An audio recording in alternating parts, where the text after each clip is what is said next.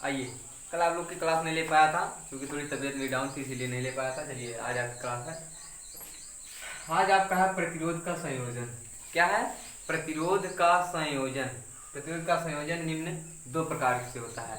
प्रतिरोधों का संयोजन निम्न दो प्रकार से होता है, एक श्रेणी क्रम, दूसरा होता है समांतर क्रम। आज हम आपको बताएंगे श्रेणी क्रम में। ठीक है, श्रेणी क्रम में क्या है, देखिए आपका फिगर है। बिंदु ए पे R1 प्रतिरोध है, बिंदु बी पर R2 प्रतिरोध है, बिंदु सी पे R3, फिर डी पे आपका धारा I है और E और F के बीच में आपकी कुंजी और बैटरी लगी हुई है। चलिए क्लियर है।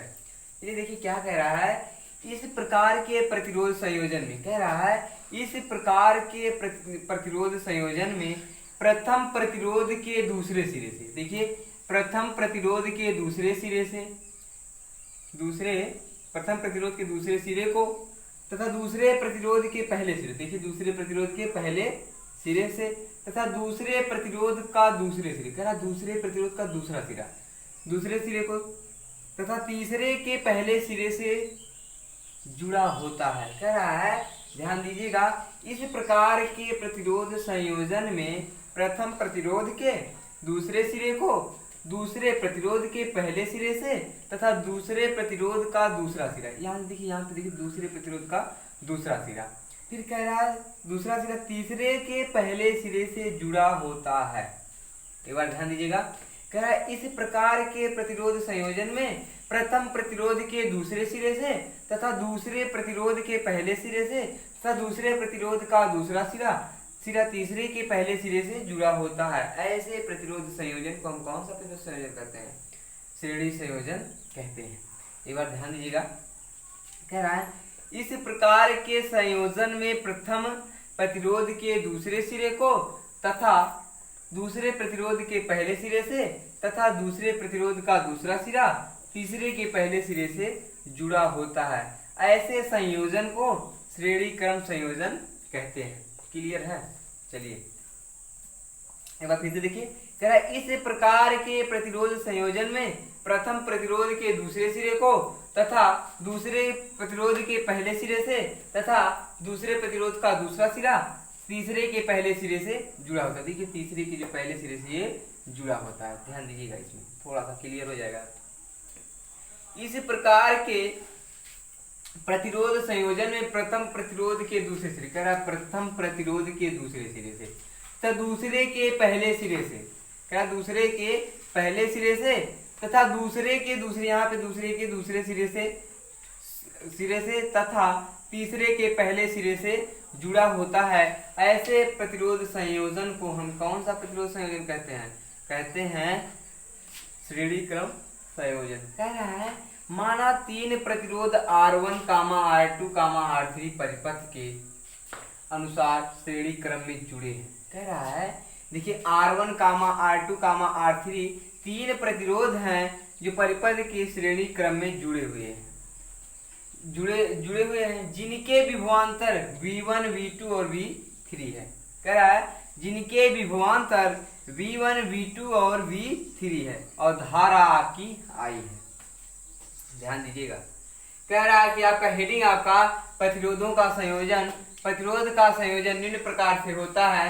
पहला हेडिंग है श्रेणी संयोजन और अगली हेडिंग आपको पढ़ाई जाएगी समांतर संयोजन। लेकिन श्रेणी संयोजन में देखिए, कह रहा है इस प्रकार के प्रतिरोध संयोजन में, कह रहा है इस प्रकार के प्रतिरोध संयोजन में प्रथम प्रतिरोध के दूसरे सिरे को दूसरे प्रतिरोध के पहले सिरे से तथा दूसरे प्रतिरोध का दूसरा सिरा तीसरे के पहले सिरे से जुड़ा होता है। ऐसे संयोजन को हम कौन सा संयोजन कहते हैं? श्रेणी संयोजन कहते हैं। कह रहा है प्रथम प्रतिरोध के दूसरे सिरे से दूसरे के पहले सिरे से तथा फिर दूसरे के दूसरे सिरे से तथा तीसरे के पहले सिरे से जुड़ा होता है। ऐसे प्रतिरोध संयोजन को हम कौन सा प्रतिरोध संयोजन कहते हैं? उसे कहते हैं श्रेणी संयोजन, श्रेणी क्रम कहते हैं, श्रेणी संयोजन प्रतिरोध कहते हैं। एक बार पूरा देखिए फिर से, कह रहा है कि इस प्रकार प्रतिरोध संयोजन में प्रथम प्रतिरोध का दूसरा सिरा तथा दूसरे के पहले सिरे तथा दूसरे के दूसरे सिरे और तीसरे के पहले सिरे से जुड़ा होता है। ऐसे प्रतिरोध संयोजन को हम कहते हैं, कौन सा प्रतिरोध संयोजन कहते हैं? ऐसे प्रतिरोध संयोजन को हम कहते हैं श्रेणी प्रतिरोध संयोजन कहते हैं। चलिए क्लियर है। फिर कह रहा है माना तीन प्रतिरोध R1 R2 व R3 परिपथ के अनुसार श्रेणी क्रम में जोड़े गए हैं। कह रहा है माना तीन प्रतिरोध R1 R2 व R3 परिपथ के अनुसार श्रेणी क्रम में जोड़े गए हैं जिनके विभवांतर V1, V2, V3 है और इसमें प्रवाहित धारा I है। कह रहा ओम के नियम से V बराबर IR आपको हमने पढ़ा दिया है। क्लियर है ना। चलिए एक बार फिर से देखिए ताकि आपका डाउट जो है वो क्लियर हो जाए। कह रहा है इस प्रकार के प्रतिरोध संयोजन में प्रथम प्रतिरोध के दूसरे सिरे तथा दूसरे प्रतिरोध के पहले सिरे तथा दूसरे प्रतिरोध का दूसरा सिरा और तीसरे प्रतिरोध के पहले सिरे से जुड़ा होता है। इस प्रकार के प्रतिरोध संयोजन को हम कहते हैं श्रेणी क्रम संयोजन। कह रहा है माना तीन प्रतिरोध R1, R2 व R3 परिपथ के अनुसार श्रेणी क्रम में जोड़े गए हैं। कह रहा है माना तीन प्रतिरोध R1, R2 व R3 परिपथ के अनुसार श्रेणी क्रम में जोड़े गए हैं जिनके विभवांतर V1, V2, V3 हैं। प्रवाहित धारा क्या है I है ओम के नियम से। देखिए कह रहा है देखिए एक बार ध्यान से देखिए, एक बार मैं वैसे बता दे रहा हूँ किताब की भाषा में। देखिए पहले प्रतिरोध का दूसरा सिरा है, फिर दूसरे के पहले सिरे से जुड़ा हुआ है, फिर कह रहा है दूसरे के दूसरे ही सिरे से जुड़ा हुआ है, पुनः कह रहा है तीसरा जो है पहले सिरे से जुड़ा हुआ है। इस प्रकार के संयोजन को हम कहते हैं श्रेणी संयोजन कहते हैं। अब फिर कह रहा है माना तीन प्रतिरोध, देखिए माना तीन प्रतिरोध R1, R2 व R3 जोड़े गए हैं। देखिए ये सब एक में जुड़े हुए हैं कि नहीं, ये रेजिस्टेंस जो है एक में जोड़े गए हैं कि नहीं, R1, R2, R3। अब आपको अगर थ्योरी लिखना हो इसका कहेंगे माना तीन प्रतिरोध बिंदु A पर R1 तथा बिंदु B पर R2 तथा बिंदु C पर R3 जुड़ा हुआ है और जिनके बीच का विभवांतर V1, V2, V3 है और परिपथ में बहने वाली धारा क्या है I है। क्या है बहने वाली धारा I है और परिपथ में एक बैटरी लगी हुई है और एक कुंजी भी लगी हुई है। आप लोग अगर इसकी थ्योरी लिखेंगे, अगर आपसे कोई कहता भैया आप थ्योरी लिख के दिखाइए इसकी क्या थ्योरी है, तो आप लिखेंगे क्या, कहेंगे माना श्रेणी क्रम संयोजन में तीन प्रतिरोध बिंदु A पर R1 तथा बिंदु B पर R2 तथा बिंदु C पर R3 जुड़े हुए हैं। फिर कह रहा है कि उसमें विभवांतर V1, V2, V3 जुड़ा हुआ है और उसमें बहने वाली धारा I तथा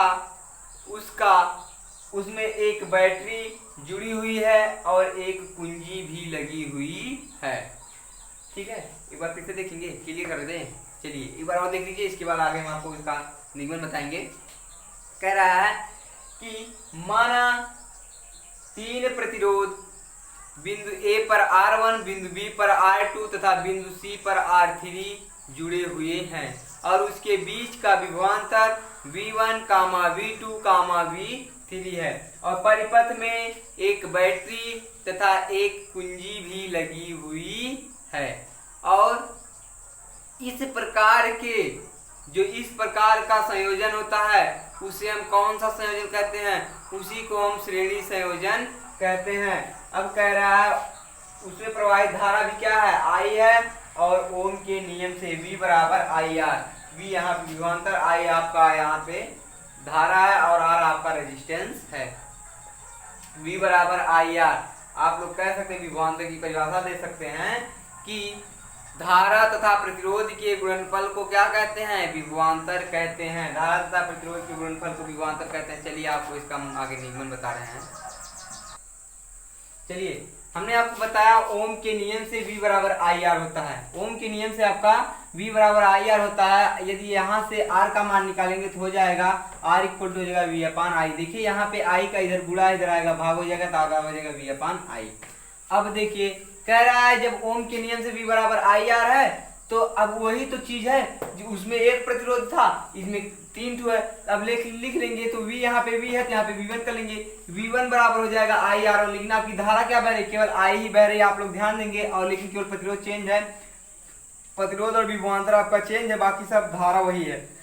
धारा आपकी I बह रही है, प्रतिरोध आपका R1 R2 व R3 है, और विभवांतर उसके बीच लगा हुआ है V1, V2 व V3 है। और केवल V1 और V1 और R1 V और R का मान बदलेगा, लेकिन धारा आपकी केवल I ही बह रही है, पूरे परिपथ में समान धारा बह रही है, केवल I। चलिए क्लियर है। कह रहा है कि ओम के नियम से V इक्वल टू IR होता है, ओम के नियम से V इक्वल टू IR होता है, तो R बराबर V अपन I होगा। क्लियर है ना यहाँ तक। चलिए कह रहा है कि अब ओम के नियम से, अब उसमें जब बहरा लगा हुआ विभवांतर है और जब प्रतिरोध बहरा और धारा भी है, तो V1 इक्वल टू हो जाएगा IR1, समीकरण नंबर 1 मान लेंगे। फिर कह रहा है V2 इक्वल टू क्या हो जाएगा, विभवांतर 2 के लिए कह रहा है V2 इक्वल टू IR2, समीकरण नंबर 2 मान लेंगे। फिर कह रहा है V3 इक्वल टू मान लेंगे IR3, ये समीकरण नंबर 3 मान लेंगे। क्लियर है। कह रहा है यदि V1 के लिए, अब यहाँ पे V बराबर IR, यहाँ ध्यान देंगे, यहाँ पे जब V बराबर IR है, तो यदि हम V1 मान लेंगे, V1 बराबर IR1 हो जाएगा, क्योंकि इसके प्रतिरोध R1 है। अब V2 के लिए मानेंगे तो इसका प्रतिरोध क्या है, R2 है, तो V2 इक्वल टू IR2। अब कह रहा है V3 के लिए, V3 इक्वल टू मान लेंगे तो IR3, समीकरण नंबर 3 मान लेंगे। कह रहा है यदि पूरे परिपथ में विभवांतर V हो जाए, तो कह रहा है यदि इस पूरे परिपथ में इसका विभवांतर पूरा कुल सबका मान मिला के कुल V हो जाए, V इक्वल टू क्या हो जाएगा, जब V एक केवल सिंगल V हो जाएगा तो अब जोड़ेंगे हम क्या, V इक्वल टू हो जाएगा V1 plus V2 plus V3, तीनों को जोड़ेंगे, V इक्वल टू हो जाएगा V1 plus V2 plus V3। अब समीकरण 1, 2, 3 से V1 V2 का मान रखने पर क्या है, समीकरण 1, समीकरण 2, समीकरण नंबर 3 से V1, V2 व V3 का मान रखने पर, अब इसमें ला के रख दीजिए समीकरण नंबर 4 में, समीकरण नंबर इसको 4 मान लीजिए। समीकरण 1, समीकरण 2, समीकरण 3 से V1, V2, V3 का मान समीकरण नंबर 4 में रखने पर, मान समीकरण 4 में रखने पर, ठीक है, क्या है, समीकरण नंबर 4 में रखने पर, तो V1 का मान क्या आपका है, IR1 है, V2 का मान IR2 है, V3 का मान IR3 है। तो अब देखिए सब में I कॉमन है, तो हमने I को क्या कर लिया, कॉमन कर लिया, तो आपका बचा अंदर R1 plus R2 plus R3, ठीक है। ये आगे भी हो सकता है, अगर जैसे ये इसमें जो तीनों प्रतिरोध हम दिखाए हैं, यदि इसमें प्रतिरोध बढ़ाया जाए तो इसमें N प्रतिरोध भी लगा सकते हैं, बहुत से प्रतिरोध। यदि जैसे किसी सवाल में दे दिया जाए कि R1 R2 R3 R4 R5 Rn का मान इतना, तो आप लोग घबराएंगे नहीं, ये यहाँ पे जो है Rn लिख सकते हैं, डॉट डॉट करके IRn लिख सकते हैं, ठीक है। यहाँ पे IRn लिख, चूंकि ये अनंत तक हो सकता प्रतिरोध कितने भी हो, हमको ये पता नहीं कितना प्रतिरोध लगा है, यहाँ मान सकते हैं कि इतना प्रतिरोध आपका लगा है। चलिए कह रहा है इसके बाद इसमें से IF कॉमन हो जाएगा, आपका अंदर बचा R1 plus R2 plus R3। Clear है। अब देखिए यहाँ पे I का गुणा इधर आएगा, हो जाएगा भाग, हो जाएगा यहाँ पे गुणा, तो जब भाग हो जाएगा तो आपका R बराबर होता है V अपान I के, R बराबर आपका होता है V अपान I के, तो जहां पे V अपान I वहीं पे हमने R रख दिया, तो R बराबर हो गया R1 plus R2 plus R3। यही है आपका श्रेणी संयोजन, यही आपका सूत्र जो निकला है, यही है श्रेणी संयोजन का फार्मूला। यही क्या है आपका श्रेणी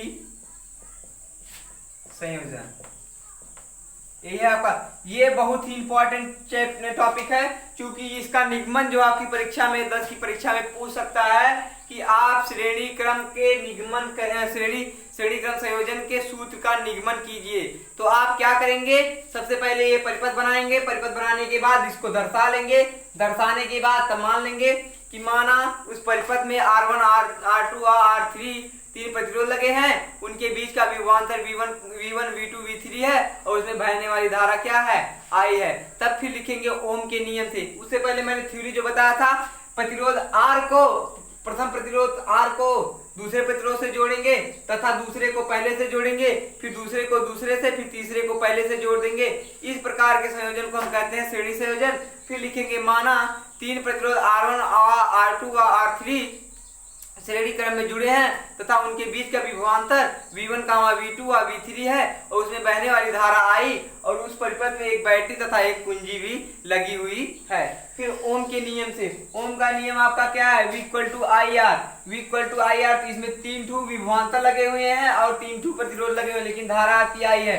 तो V1 इक्वल टू हमने मान लिया IR1 समीकरण नंबर 1, V2 इक्वल टू मान लिया IR2 समीकरण number 2, V3 equal to IR3 समीकरण नंबर 3। कह रहा है यदि पूरे परिपथ का विभवांतर V हो जाए तो, कह रहा है यदि पूरे परिपथ का विभवांतर V हो तो V इक्वल टू हो जाएगा V1 plus V2 plus V3 समीकरण नंबर, इसको 4 मान लेंगे, इन लोगों को 3 मानेंगे। फिर कहिए कह रहा है समीकरण 1, 2, 3 से V1 व V2 V3 का मान समीकरण नंबर 4 में रखने पर, तो वही मान ला के हमने रख दिया जहाँ पे V1 V2 V3 था वहीं पे हमने IR1 IR2 प्लस IR3 रख दिया।